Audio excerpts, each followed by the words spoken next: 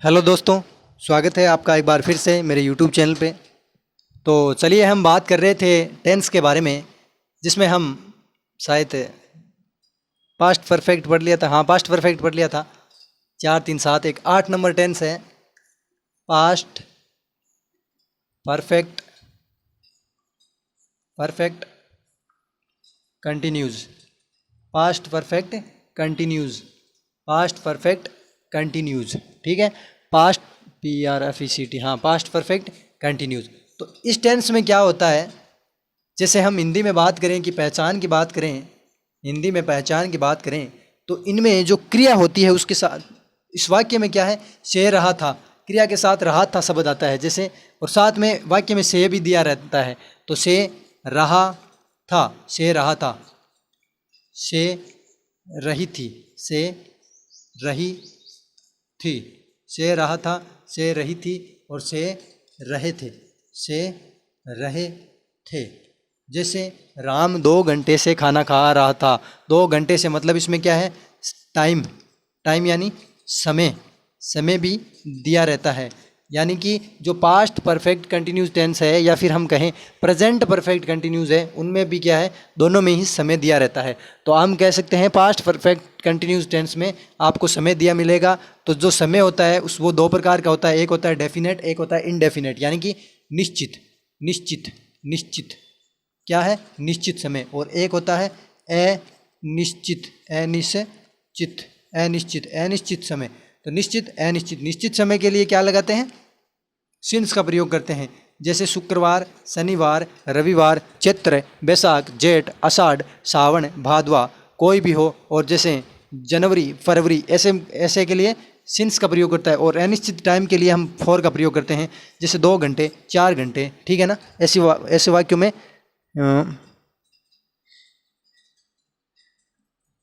ठीक है ना।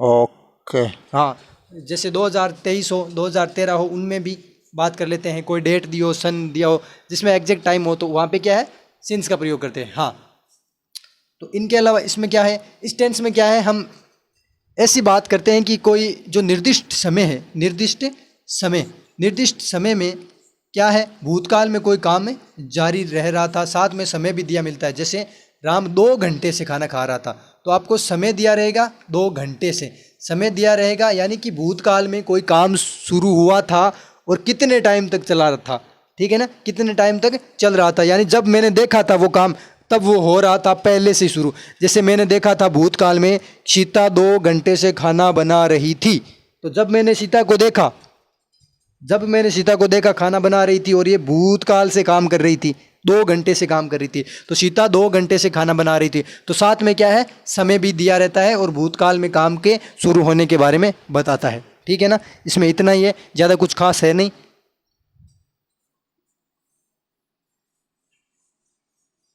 ठीक है।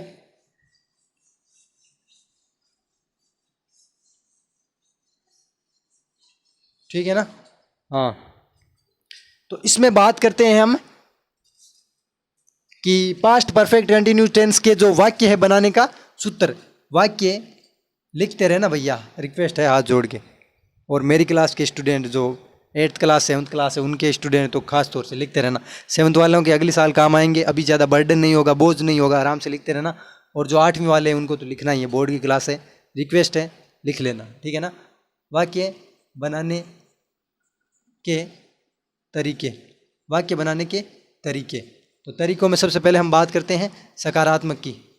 जो सकारात्मक वाक्य यानी एफर्मेटिव, सकारात्मक, सकारात्मक वाक्य कैसे बनेंगे, नकारात्मक कैसे बनेंगे, प्रश्नवाचक कैसे बनेंगे, और प्रश्नवाचक के साथ जो नकारात्मक है, प्रश्नवाचक नकारात्मक।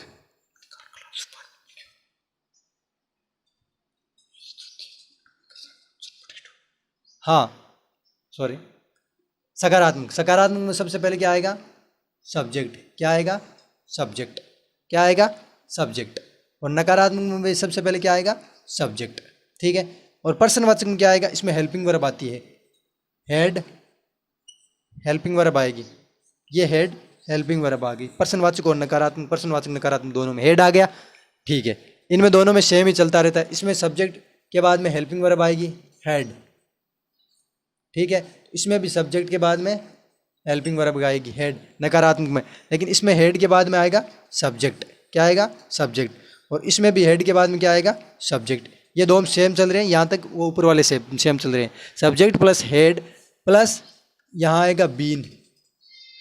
क्या आएगा? बीन। और थर्ड पोजीशन पे नकारात्मक में हमेशा क्या आता है? नोट। तो यहाँ मतलब चौथी पोजीशन पे आ जाएगा बीन। ठीक है, ठीक है।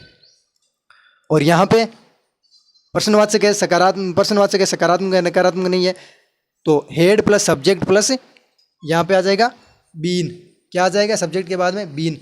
लेकिन ये प्रश्नवाचक नकारात्मक में तो इसमें थर्ड पोजीशन पे नोट आएगा। ठीक है। और फोर्थ पोजीशन पे क्या आ जाएगा? बीन आ जाएगा। ठीक है। Subject plus had plus been plus verb की फोर्थ फॉर्म, यहाँ पे वर्ब की fourth form, been plus verb की फोर्थ फॉर्म, यहाँ पे भी fourth form, been plus verb की फोर्थ फॉर्म और बीन प्लस वर्ब की फोर्थ फॉर्म, यानी बीन के बाद सब में फोर्थ फॉर्म लगा देनी है। बीन प्लस फोर्थ फॉर्म, बाद में सीधा ऑब्जेक्ट आएगा, ये ऑब्जेक्ट, और इसमें भी ऑब्जेक्ट, ऑब्जेक्ट, और इसमें भी फोर्थ फॉर्म के बाद में ऑब्जेक्ट, और इसमें भी फोर्थ फॉर्म के बाद में ऑब्जेक्ट। ठीक है। अब क्या है? टाइम दिया है, तो टाइम के लिए प्लस, अगर निश्चित टाइम है तो सिंस, और अगर अनिश्चित टाइम है तो फॉर, सिंस या फॉर, फिर अंत में टाइम। यह है सिंस। देखो जगह नहीं है इसलिए थोड़ा सिंस का एस लिखा है, सिंस पूरा लिखना है आपको, SINC सिंस, और फॉर का पूरा लिखना है FOR for, plus TIME since या फॉर, यानी निश्चित समय तो सिंस लगा देना, फॉर मत लगाना, और अनिश्चित समय तो फॉर लगा देना, सिंस मत लगाना, उसके बाद में टाइम लिखना ही है। और इसमें भी सिंस या फॉर प्लस टाइम। ठीक है। और इसमें भी क्या है? ऑब्जेक्ट के बाद में वही सिंस या फॉर प्लस टाइम। और इसमें भी क्या है? इसमें लिख ही देता हूँ पूरा, सिंस या ऑब्जेक्ट के बाद में सिंस या for plus time, plus time. और इसमें क्वेश्चन मार्क आ जाएगा दोनों में। ठीक है ना? प्रश्नवाचक और प्रश्नवाचक नकारात्मक दोनों में क्वेश्चन मार्क आ जाएगा। ठीक है ना? देख लो आराम से। Subject plus had been plus verb की fourth form plus object since या फॉर प्लस टाइम, ये हो गया एक नंबर सकारात्मक। 2 नंबर में है subject plus had plus not plus been plus verb की fourth form plus object plus since या फॉर प्लस टाइम। और इसमें आ जाएगा had plus subject plus been plus verb की फोर्थ फॉर्म ऑब्जेक्ट सिंस या फॉर टाइम। और इसमें अगर WH वाला आ जाता है तो उसमें सबसे पहले WH वर्ड लगा देना, पूरा प्रश्नवाचक लिख देना। मैंने WH वालों को विस्तार से बता दिया है। और प्रश्नवाचक नकारात्मक में भी WH वाला आ जाता है तो WH वर्ड लगा के पूरा नकारात्मक उतार देना। ठीक है ना? स्क्रीनशॉट ले लो। पढ़िया करो टाप ना, पढ़िया करो, पढ़िया मीना की नहीं है, आखो दिन पढ़बो करो, पढ़िया पढ़िया गूंगा हो जाओ, पढ़, कोई चीज़ याद नहीं रहनी चाहिए, केवल पढ़ाई पढ़ाई पढ़ाई, बस पूरे दिन पढ़ाई। ठीक है ना? शायरी सुनाऊंगी एक, कि मिला वक्त तो तेरी जुल्फ़ें भी सुलझाऊंगा, मगर अभी तो मैं खुद उलझा हुआ हूँ वक्त को सुलझाने में। अरे वक्त ही कितना लगता है जुल्फ़ें सुलझाने में, मगर ज़िंदगी गुजर जाती है वक्त को सुलझाने में। कहने का तात्पर्य यही है कि आज का जो जीवन है वो बहुत ही कठिन होता जा रहा है, क्योंकि महंगाई इतनी बढ़ गई है कि कहना क्या। ठीक है ना? तो इसके लिए रोज़गार कम हो रहे हैं, महंगाई बढ़ रही है, तो इस कारण आर्थिक जीवन में आज बहुत ही ज़्यादा तंगी का सामना करना पड़ रहा है, जिस कारण नौकरी गवर्नमेंट जॉब होना बहुत आवश्यक हो गया है। तो उसके लिए पढ़ना बहुत आवश्यक है। हम ये तो है नहीं कि बहुत ज़्यादा पैसे वाले जो बिज़नेस खड़ा कर देंगे और उस बिज़नेस से पैसा कमा लेंगे, नहीं दोस्तों। हमारे लिए जो आसरा है वो एक कलम ही है, उसके अलावा कुछ नहीं है। तो पढ़िए दोस्तों, टेंस रटे होने चाहिए, मुख ज़बानी रटे होने चाहिए। ठीक है? तो मैं एक उदाहरण ले लेता हूँ।